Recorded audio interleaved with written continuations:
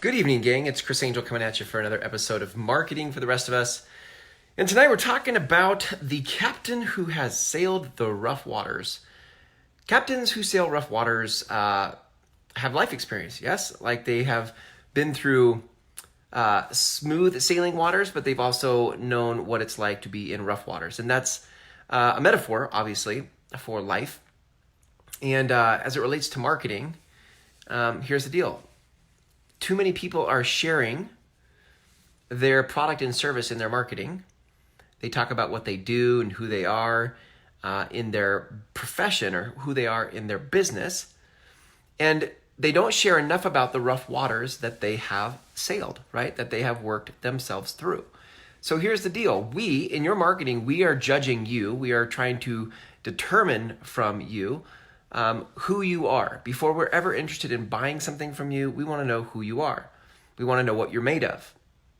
And if what you lead with in your marketing is products, services, information about products and services, statistics about products and services, we don't get a sense for the rough waters that you have sailed.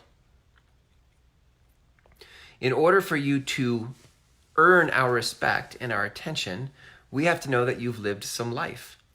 Okay? And this may not be connected to your profession.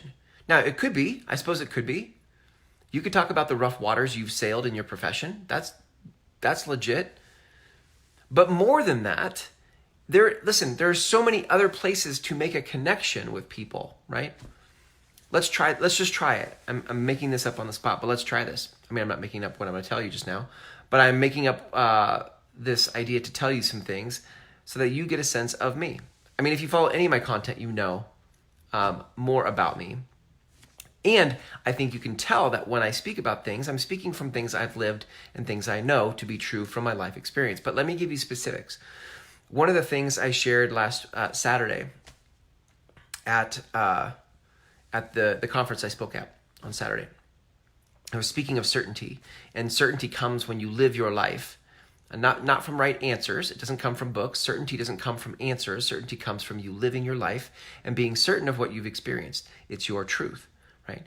So I then shared the story that I grew up with an alcoholic father. My dad was an alcoholic, and he could either be super happy or he could flip on a switch, and he would go into this tirade, this monstrous yelling match with whoever. I have times remembering when my dad would storm out of a restaurant that we were having dinner as a family, the three of us, my mom, my dad, and me, and he would be drunk and storm out of a restaurant and walk home for miles. He used to black out, right? He would get so drunk he would black out. And as a little kid, that didn't feel safe. And I remember there was this moment I could have stepped into. I had a choice, right? I could have stepped into a more masculine confrontational approach, or I could have stepped into or shrunk back into more of a feminine protective approach, like a safety approach, which is where I went. So I've always been in touch with my feminine energy, and that came from that experience. Now, as I share this with you, you'll notice that like already I'm telling you some places in life where I've sailed tough waters, right? Now, here's what's interesting. As I got older, I started to, what's interesting is, I think coming out of that type of a traumatic childhood, I used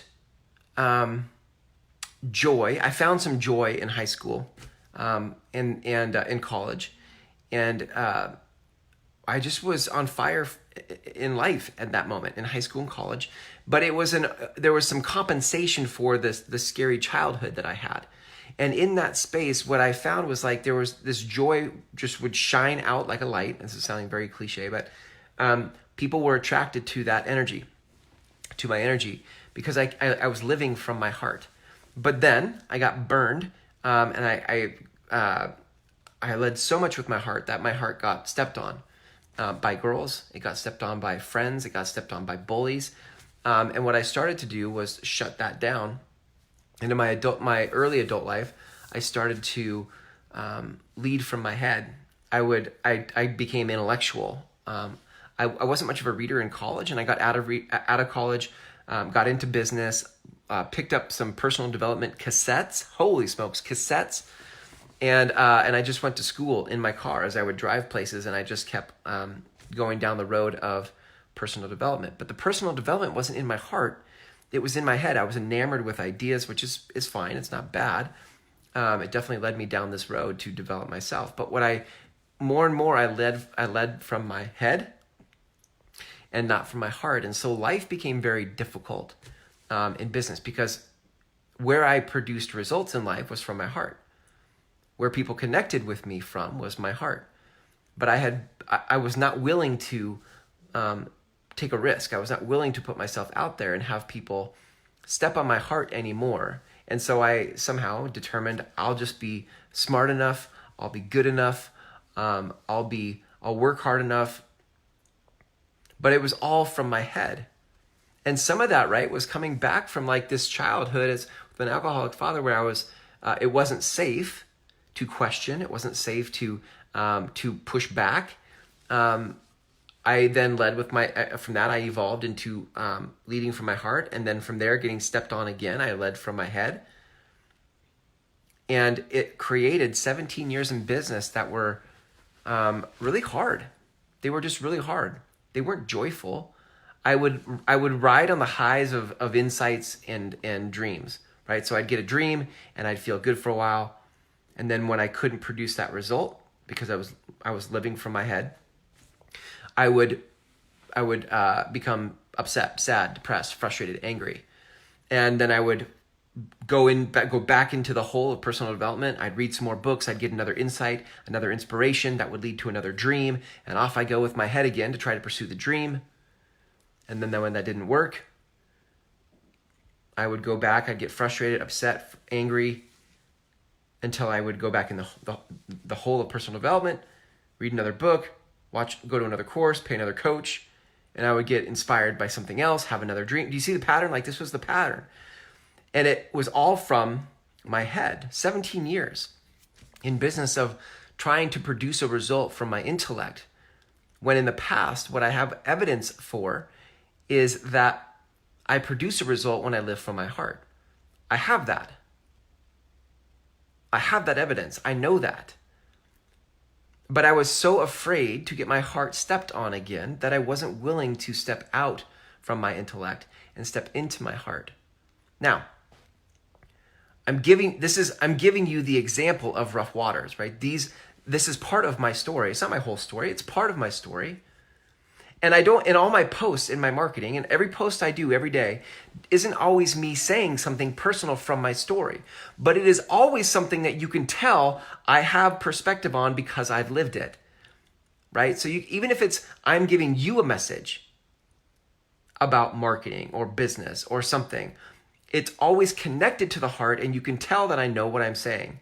Not know what I'm saying from the right answer, but know what I'm saying from experience. I'm certain in what I say, not because I've studied it and it has the right answer, not because it comes from my intellect. I'm saying things with certainty because it's coming from my heart. How? Because I've lived it. And I'm just choosing now, at this stage in my life, to share in my marketing the things that I have seen, the things that life has taught me. Not the things I've read in a book, but the things that I believe about the world.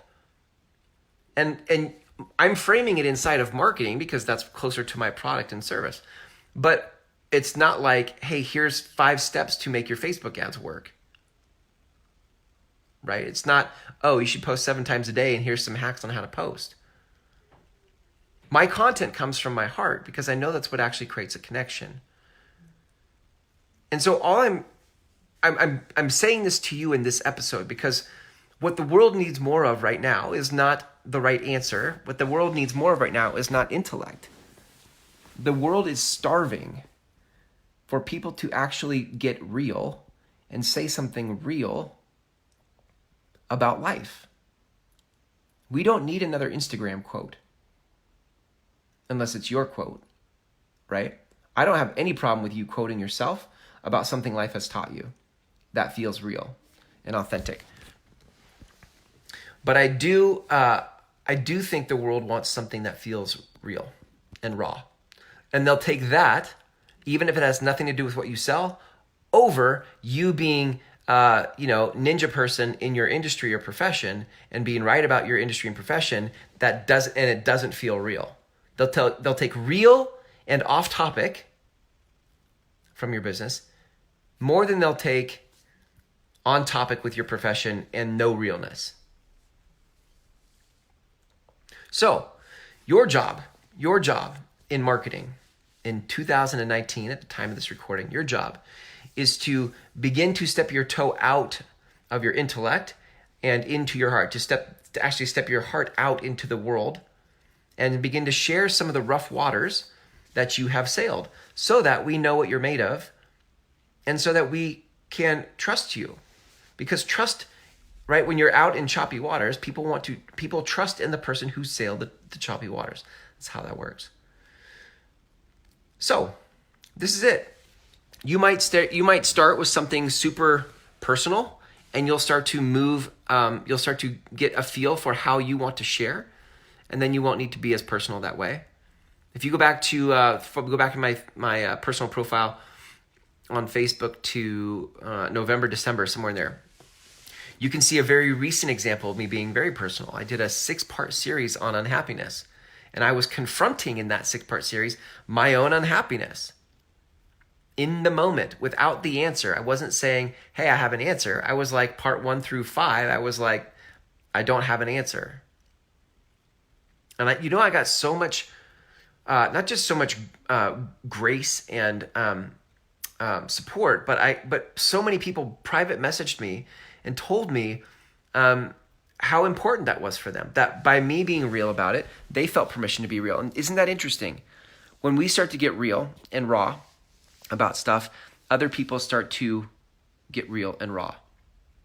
And in fact, I think that when you do that kind of stuff, if you don't do that, if you lead from this place of perfection, what you're going to get in return, if you puff and front in your marketing, what you're going to get in return is people puffing and fronting to you, because if you're not being candid, they're not going to be candid. You get in your marketing, you get to lead the way. You get to tear down the walls and see the real. You want to be doing business with real people. If you don't, you're going to be working with people that are like a surprise. You won't know what you're going to get. They might blow up at you. They might completely like disconnect in a moment. You're like, what happened? But when you work with people who are real and transparent, that's safe. That's healthy. That's good. That's good business. But you won't get that unless you're the one who is transparent first. So, and you can do that simply by starting to share the rough waters that you have sailed, even if it's not on topic with what it is you sell. Marketing isn't always attached to what you sell. Marketing is always attached to a connection. Okay, gang, I'm going to wrap it there. That's it for tonight's episode of Marketing for the Rest of Us. Until tomorrow, when we do another episode, which I believe tomorrow will be episode 80. That's incredible. So until tomorrow, have a great night. I will drop the audio down here in the comments, the audio companion, with the mindsets that you need to move from here to there. Okay, but until tomorrow, see ya.